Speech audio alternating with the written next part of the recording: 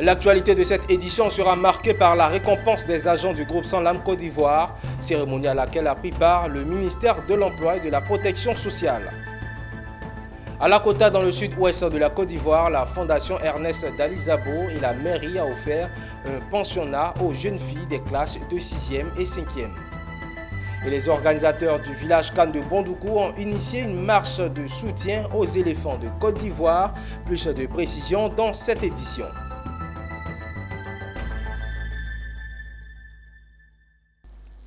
Bienvenue à tous pour cette nouvelle édition. Merci de votre attention. 139 agents du groupe Sanlam Côte d'Ivoire ont reçu des certificats et des médailles d'honneur de travail pour leur dévouement au sein de l'entreprise depuis plusieurs années. Des récompenses qui ont varié en fonction du nombre de temps effectués dans les différentes filiales de l'assureur. Une cérémonie à laquelle a pris part le ministère de l'Emploi et de la Protection sociale. Le point avec Walter Kofi et Doumbia Ayuba. 45 de Sanlam Assurance, 67 de Sanlam Assurance Vie et 27 de MC Care. Ils sont en tout 139 agents du groupe Sanlam Côte d'Ivoire à se voir octroyer la médaille de l'honneur du travail. Fièrement porter ces insignes prouve un dévouement et une abnégation au sein du groupe qui dure pour certains depuis plus de 30 ans. Des femmes et des hommes dont la discrétion et la modestie n'ont pas suffi à cacher à leurs dirigeants leur prouesse et un engagement sans faille pour le travail. Je veux féliciter l'ensemble de nos collaborateurs, l'ensemble des collaborateurs de Sanlam en Côte d'Ivoire, MCI, CARE, Sanlam Vie et Sanlam Assurance qui ont été récompensés ce soir pour leur abnégation au travail. Il y en a qui ont plus de 35 ans avec nous. Ils ont bâti une maison qui continue à grandir et leurs efforts sont récompensés. Et j'invite les autres collaborateurs à redoubler aussi d'ardeur comme ces collaborateurs et je leur dis merci, je remercie leur famille.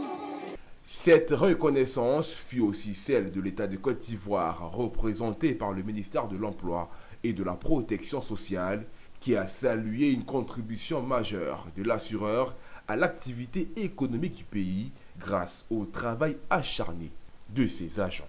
Donc aujourd'hui, nous sommes venus solidariser avec le groupe Sanlam pour les agents, relativement aux agents qui ont fait montre, n'est-ce pas, de loyauté, qui ont fait montre de probité et qui ont fait montre de fidélité.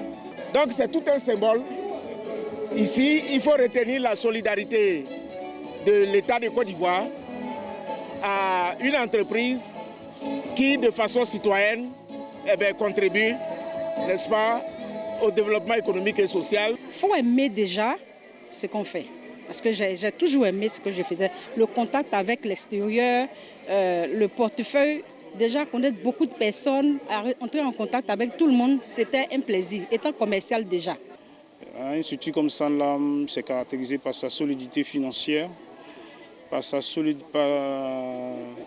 la maturité de ses fondamentaux, ce qui a fait que contre vents et marées, elle a su résister. Ces 10 années de service ont été des années de dur labeur, parce que c'était des défis à relever par moment.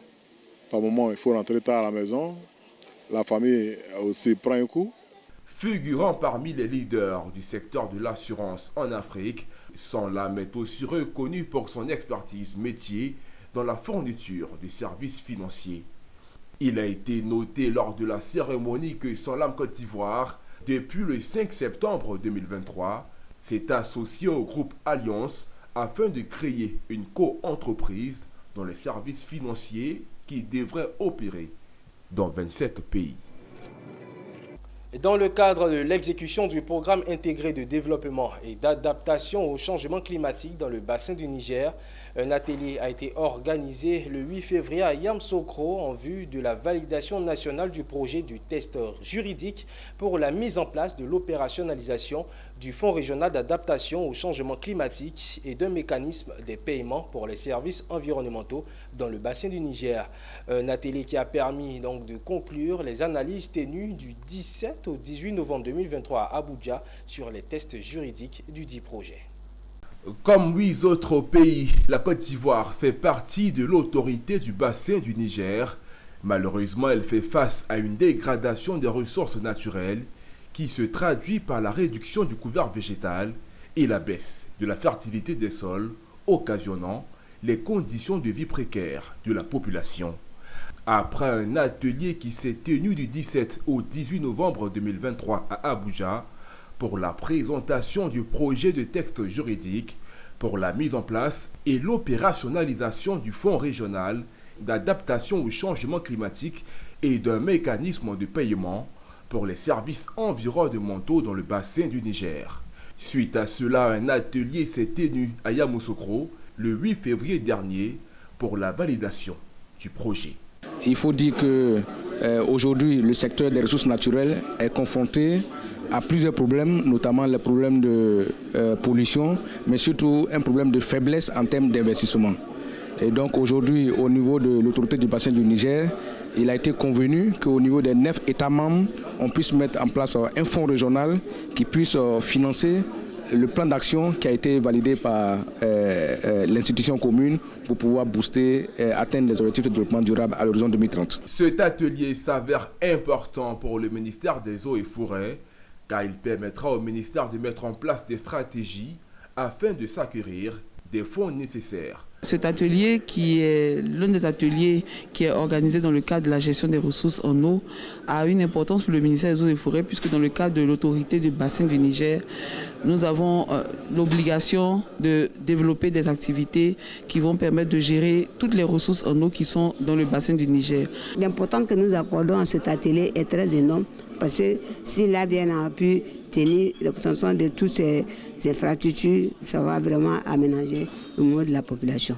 Pour rappel, ces travaux de restitution et de validation du projet de texte juridique font suite à la décision numéro 5 du 5e sommet des chefs d'État et de gouvernement relative au financement autonome et durable de l'autorité du bassin du Niger. Les agents de l'Office ivoirien des parcs et réserves, les populations riveraines et autres acteurs en charge de protection du Mont Peko étaient récemment en session ordinaire pour non seulement évaluer les activités menées sur la période 2022-2023, mais surtout plancher sur les stratégies pour mieux protéger ce patrimoine. Au cours de cette réunion, les populations riveraines ont réclamé la réalisation d'activités génératrices de revenus pour freiner d'éventuelles recolonisations du parc. Le reportage de Théodore Kanga. Les membres du comité de gestion locale du parc national du Mont Peko étaient en section ordinaire le 30 janvier à la salle Sori Sangaré de la préfecture de Diokwe. Le bilan des activités menées et les stratégies de protection du parc étaient entre autres les points inscrits à l'ordre du jour. À en croire les agents de l'OIPR, les indices des animaux et oiseaux montrent la recolonisation du parc. La forêt a également repris ses droits sur les plantations de cacao. C'est fort de ces résultats que le colonel Gonto Gbassaa, représentant le DG de l'OIPR, a félicité le directeur des zones ouest et ses éléments. Malgré le manque de moyens financiers, nos collaborateurs sur place ont pu mener quelques patrouilles de protection, de surveillance du parc et ils nous ont donné les résultats que vous avez vus. Les résultats nous disent effectivement que le parc national du Mont Peko est bien conservé aujourd'hui grâce aux mesures prises depuis 2016 par le gouvernement de Côte d'Ivoire. Aujourd'hui, il n'y a plus de population à l'intérieur du parc avec les sensibilisations qui ont été menées par le gouvernement. Le préfet de la région du Guémon, Cissé Ibrahima, s'est réjoui de la reprise des activités. L'autorité préfectorale a invité les riverains à s'impliquer davantage dans la protection du parc. Les préoccupations qui sont liées à la bonne gestion de cet important parc, toutes ces préoccupations seront solutionnées. Donc nous commençons l'année avec de très belles perspectives. Alors la reprise de nos activités, c'est un signal fort pour tous les riverains. Parce qu'il y a certains qui pensent que il peut y avoir un retour en arrière possible. Ce n'est pas possible. Pour rappel, le parc national du Mont Peko avait été infiltré à la faveur de la crise post-électorale de 2002. 14 années plus tard, soit en juillet 2016, le gouvernement ivoirien a décidé le déguerpissement des occupants avec l'arrestation de Amandé Oremi, chef des infiltrés. Depuis lors, le parc se reconstitue progressivement. Autre chose à présent, les grossesses précoces en milieu scolaire constituent une véritable préoccupation pour beaucoup de structures publiques et privées. Et l'une des causes, c'est le manque de tuteurs et les jeunes filles sont obligées de louer des maisons. À Lakota, dans le sud-ouest de la Côte d'Ivoire, la fondation Ernest Dalizabo et la mairie a décidé d'offrir un pensionnat aux jeunes filles des classes de 6e et 5e, Djekou de Silva et Richard Akeke. Le pensionnat des jeunes filles de Lakota est désormais officiellement ouvert. C'est une initiative de Ernest Dalizabo, cadre de la région de Lakota. Un pensionnat qui vise à garantir aux jeunes filles des classes de 6e et 5e, âgées de 13 à 14 ans, des conditions meilleures pour leurs études. C'est une grande résidence dont le pavillon qui sert de pensionnat comprend 8 chambres climatisées et doté de 2 lits superposés. Le monde aujourd'hui où les difficultés sont multiformes, donc si Dieu nous donne la possibilité de tendre la main et d'aider, je pense que pour nous c'est un honneur, c'est un plaisir. Et nous souhaitons vraiment être utiles à cette jeunesse en difficulté. Une action soutenue par le maire de la commune et le préfet de Lakota. Cette fondation est la bienvenue à Lakota. Nous avons besoin de tous les fils et de toutes les filles de Lakota pour nous accompagner dans le développement harmonieux de notre cité. Et sur ce que le président Dalizabo vient de réaliser nous va droit au cœur. Parce qu'il s'agit de combattre les grossesses en milieu scolaire. C'est un sentiment de joie, surtout de gratitude, parce que l'action du DG Dalizabo s'inscrit en droite ligne dans ce que le gouvernement fait. Celui de mettre nos enfants dans d'excellentes conditions d'études, des conditions optimales. Celui qui nous a mis dans ce sens, vraiment je veux le dire merci, je veux le remercier encore pour tout ce qu'il a fait pour nous. Avec les réalités sociales actuelles caractérisées par les insuffisances de toutes sortes, de nombreuses familles sont confrontées à des difficultés. Selon la Commission nationale des droits de l'homme, la Côte d'Ivoire a enregistré 3588 cas de grossesse en milieu scolaire, des chiffres enregistrés de septembre 2022 à avril 2023. Et parlons à présent de sport. Les organisateurs du village Cannes de Bondoukou ont initié une marche de soutien aux éléphants de Côte d'Ivoire afin que les prières et les ondes positives accompagnent l'équipe nationale de Côte d'Ivoire pour remporter la victoire face aux Super Eagles du Nigeria. Cette marche a également été suivie d'une séance de fitness au sein du village Cannes pour garantir et maintenir la forme de tous les participants.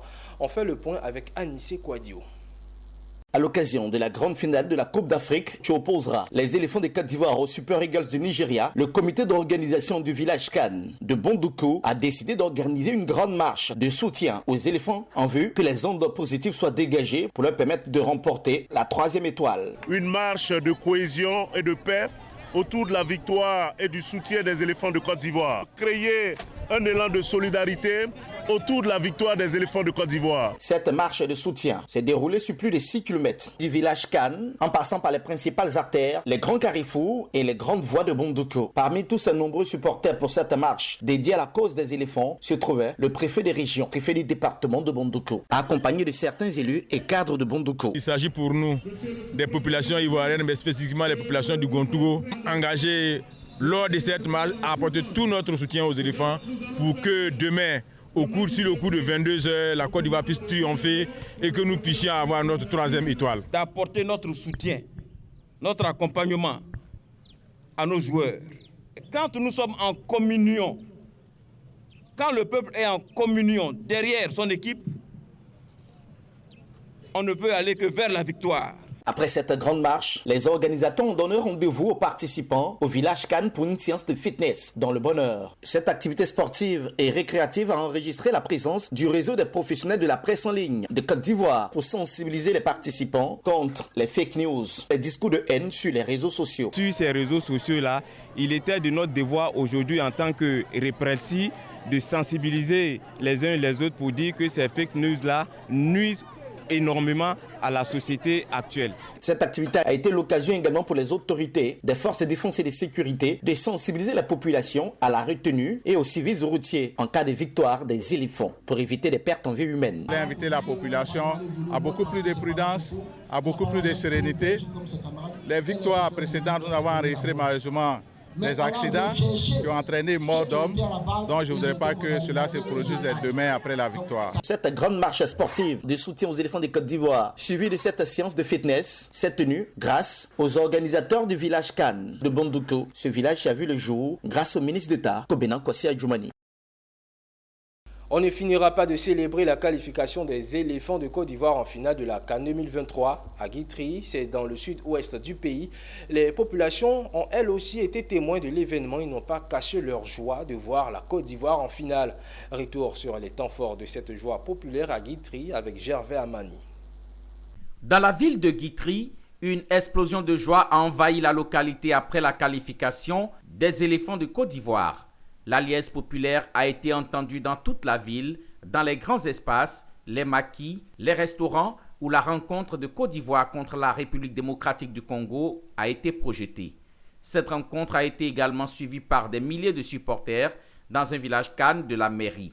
L'initiative est de l'honorable Patricia Yao Sylvie, députée maire de la ville. Ce village Cannes est organisé avec le soutien financier du district autonome du Lodjibois. Cette structure était représentée par son deuxième vice-gouverneur, Nongo Alfred. Les populations habillées aux couleurs du drapeau national s'étaient retrouvées dans cet espace pour supporter et pousser leur équipe à la victoire dans une ambiance surchauffée et chargée d'émotions.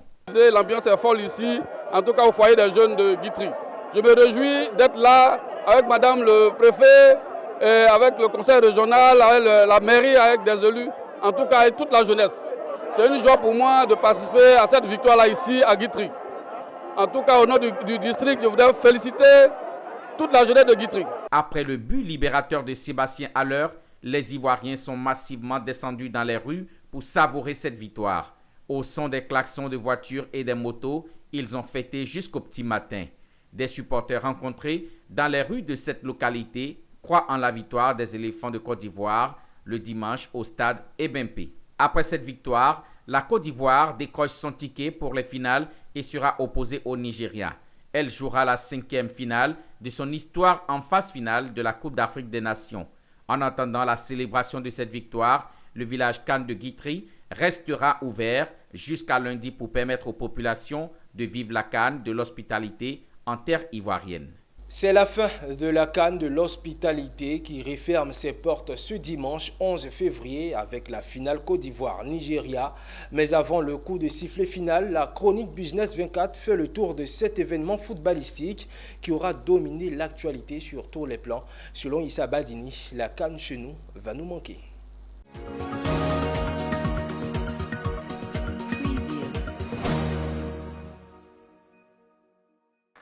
112 milliards de francs CFA de droits télé et quid des recettes des entrées des stades plus que garnies tout au long de la CAN.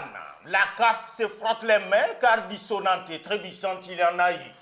De la pluie donc dans cette CAN à l'ivoirienne, pluie d'argent je veux dire, pas celle exceptionnelle qui a coupé des têtes autrefois. Une CAN partie pourtant pour être un désastre pour les éléphants et les footeux de Côte d'Ivoire. Mais il a fallu le coup du marteau qui assomme l'hymne de la CAN chèrement payé par la CAF pour qu'à l'air dans un volet vol haut, que Diakité Oumar le Sénoufo enlève son maillot jusqu'à prendre un carton rouge, que Adengra se retrouve sur le dos d'Adjoumani ou encore que Seko et Kessier bandent les muscles, que même le Paul Biya de la sélection se prive volontairement de 15 de ses 36 ans. Bref, Tamsir et ses acolytes ont tout atomisé dans cette CAN au point où même la Mémé d'Akradio a fini par désavaler Tous les ballons à elle retenus par devers son gros estomac. Résultat, les éléphants se retrouvent en finale de leur propre CAN. La CAN de l'hospitalité qui a volé la vedette à tout et tout. Les Burkina Faso, le Mali et le Niger ont créé la surprise en annonçant conjointement leur départ de la CEDEAO.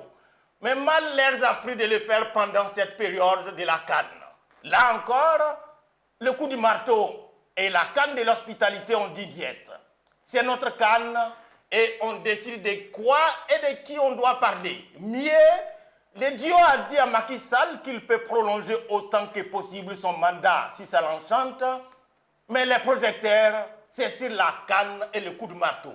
La guerre de Poutine à l'Ukraine, la punition collective de Netanyahou à Gaza, les conflits des maudits en RDC ou le débarquement du blé russe dans les magasins de l'AES, rien n'y fut. La CAN de l'hospitalité ravage tout sur son passage. C'est samedi et la finale c'est demain dimanche au stade olympique Alassane Ouattara de Bimpe face aux Super Eagles du Nigeria. Abidjan a déjà réussi sa CAN, c'est certain. La CAF son argent, ça aussi. Et le bonus ou la cerise sur les gâteaux pour Alassane Ouattara et son peuple avec tout le travail abattu serait le trophée continental. Kekessier et ses camarades mouillent le dernier maillot pour Kaé et la Côte d'Ivoire le trophée de leur CAN.